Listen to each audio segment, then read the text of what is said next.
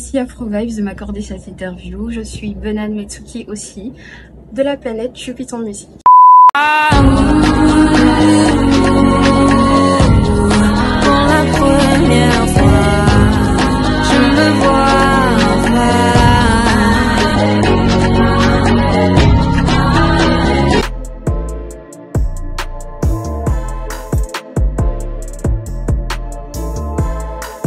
Ce qu'il faut savoir, c'est que je suis baigne dans la musique depuis toute petite. Ça a commencé avec ma grand-mère, mon père, ma mère, qui étaient tous les trois dans une chorale.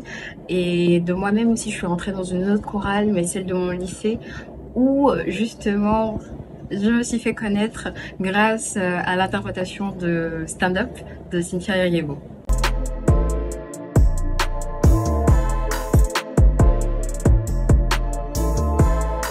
J'ai été influencée par des personnages comme Pierre Claver Akenenge, Azizi Nanga, Annie-Fleur Belkilili, Arnaud Jude aussi, depuis toute petite. Et après, mon cœur ou mon âme a voulu voyager ailleurs et s'est rendu dans des pays comme les États-Unis avec Bobby McFerrin.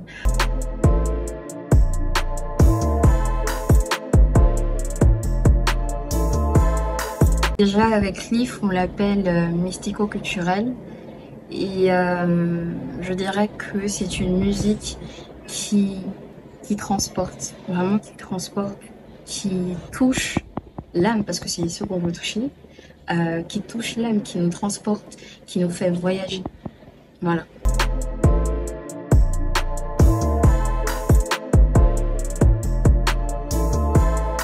Je dirais qu'il y a trois choses à retenir sur la chanson sombre. La première, je dirais que c'est la profondeur mélancolique. Pourquoi la profondeur mélancolique? Tout simplement parce que c'est vraiment... Je suis quelqu'un déjà de mélomane et du coup, j'écris une chanson, quand je chante, j'aimerais vraiment pousser mon public à rentrer dans cette émotion-là, vraiment à ressentir au plus profond de leur être ce que moi je ressens ou ce que l'on pourrait ressentir à travers, en écoutant tout simplement cette chanson. La deuxième chose, je dirais que c'est l'authenticité des paroles. Pourquoi? Tout simplement parce que chaque mot ou chaque phrase écrite à l'intérieur décrit parfaitement ce que moi j'ai vécu et c'est vraiment mon parcours à moi. Voilà. Et la troisième chose, je dirais que c'est les sonorités. Donc l'authenticité des sonorités, on voit bien qu'on a joué sur notre culture gabonaise, qu'on a vraiment voulu mettre en avant, surtout au niveau, vraiment mélanger cette réconciliation de soi avec l'image qu'on se fait par exemple des rites comme le Bwiti, vraiment quand ces personnes-là rentrent en elles-mêmes. C'est vraiment cet univers-là qu'on a voulu mettre en avant donc ce sont les trois choses à retenir sur Sombre. L'authenticité des paroles, la profondeur et les sonorités.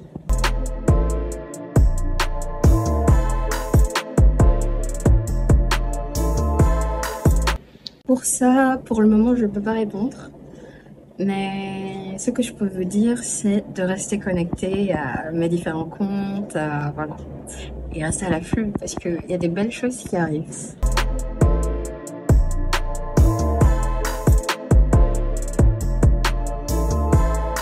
Restez connecté, continuez à écouter Sombre, et plus vous l'écoutez, plus de mon côté, moi ça me pousse à me surpasser et puis commenter aussi, voilà, ça me dérange pas, je suis ouverte à toute proposition, toute critique aussi, pour améliorer la musique bien évidemment, et vous emmener dans de nouvelles dimensions.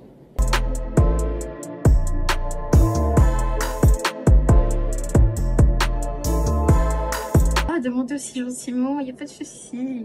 No souci. Les cris de mes douleurs les plus profonds, enfouis sous terre, font plus de dégâts qu'une bombe. J'ai pris sur moi, avait perdu la foi. Mon ombre et moi, marchons sur le même pas. Je l'ai pris dans mes bras. Pour la première fois, je me vois en face.